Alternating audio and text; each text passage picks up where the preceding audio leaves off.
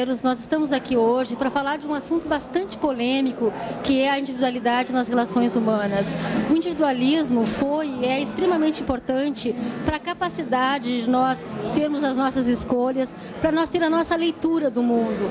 Mas na sociedade moderna, a gente vê hoje que a individualidade está travestida de egoísmo, né? Que o homem hoje faz qualquer coisa por uma imagem de sucesso, por um emprego. Então hoje nós estamos aqui para bater um papo, para refletir um pouco sobre o que é individualidade para você, telespectador, como você está vendo isso hoje. Nós estamos com o professor Paulo Almeida, professor de História, o psiquiatra Mauro e a atriz Ívia, que é do grupo de Quem Conta um Conto da URGS. Esse tema que nós estamos abordando é bastante amplo, então vai ser dividido em várias partes do programa.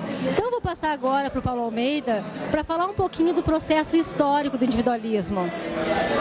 Bom, Lúcia, nós temos assim na história, tem um período de transição da Idade Média para a Idade Moderna no século XV.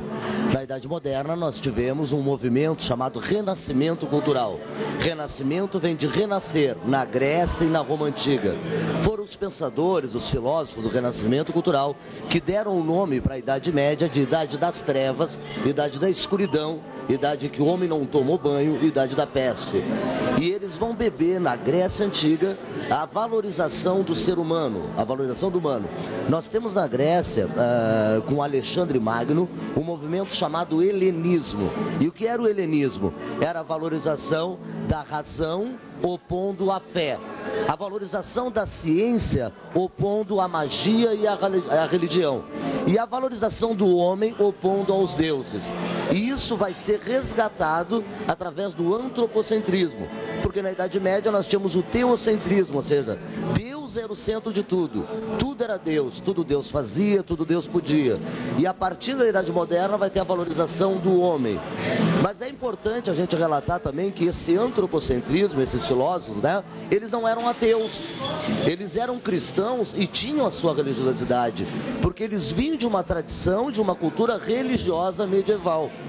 Da mesma forma que a gente vai ver no século XVIII com o iluminismo, que os iluministas, considerados pela igreja ateus, mas eles não eram ateus. Muitos deles valorizavam e falavam sobre Deus. E um exemplo dessa valorização do homem no Renascimento Cultural se dá na arte. Enquanto que na Idade Média você tinha uma pintura que retratava apenas a deusa, no caso a Virgem Maria, com um fundo azul e dourado, né? No Renascimento Cultural você vai ter o quê? Essa deusa sendo representada com a sua expressão feminina, com a sua expressão mulher, né? Com o natural, ou seja, com as árvores, né? Com animais. Isto é a valorização do homem, na sua realidade, no seu contexto, como ele vive. E aí é o grande contraponto onde começa a surgir a individualização, ou seja, valorizar o indivíduo enquanto ser humano. Então o renascimento é onde vai ter o resgate, não onde surge. O surgimento seria na Grécia Antiga.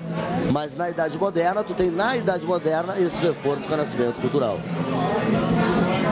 E tu acha que a essência do individualismo ela está perdida hoje? Você acha que contemporaneamente essa essência do individualismo como uma coisa positiva para o homem, essa visão de se olhar a arte, ter sua própria expressão, o artista conseguir expressar como ele quer, como tu vê hoje esse individualismo?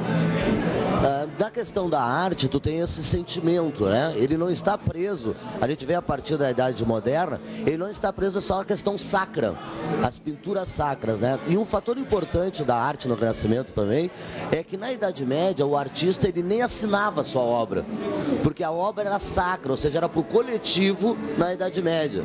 Veja aí a valorização do coletivo na Idade Média, não do indivíduo. E a partir da Idade Moderna ele vai estar assumindo a sua obra-prima. Nós temos um relato, uma história de Michelangelo, quando ele produziu Pietà, né, que é a estátua de Maria com Jesus morto nos braços, ele não assinou essa obra, ele não assinou o mármore. E um outro pintor, um gaiato, foi lá, um escultor, e colocou o nome. E aí avisaram o Michelangelo. E ele vai correndo lá e risca o nome do outro artista e coloca o seu. Ou seja, porque como ele vinha com esse costume, essa tradição da Idade Média, de não haver esse individualismo, a assinatura, porque a arte era coletiva, era para Deus, era para todos, era religiosa, então aí começa a surgir. Esse é um exemplo que tu vai ter. E um maior exemplo, um dos maiores nomes do Renascimento Cultural é Leonardo da Vinci. Porque Porque Da Vinci, ele vai negar o quê? Ele não vai querer fazer uma arte sacra, uma arte galante, e sim o que ele pensa, o que está na sua cabeça e o que ele quer. Porque Da Vinci não era só um pintor, ele era um inventor, um cientista, era um poeta. Ou seja, todo o sentimento desse homem está aflorando aí, né? Inclusive foi muito falado até dentro da questão do livro do Umbal, aí, né? Do Código do Da Vinci, né? Onde vem toda uma pesquisa em cima do que seria esse misticismo que ele está trabalhando aí na obra. Então o Renascimento ele é fantástico, é fundamental para isso, para a valorização do homem. Hoje, na sociedade contemporânea, já se esvaziou um pouco essa questão do individualismo, né? Nós diríamos hoje que esse individualismo nos leva ao cinismo, né? A própria competitividade da nossa sociedade seria uma farsa aí, né? Nosso tempo está esgotando, como eu falei, e no próximo programa continuaremos abordando este assunto. Até mais.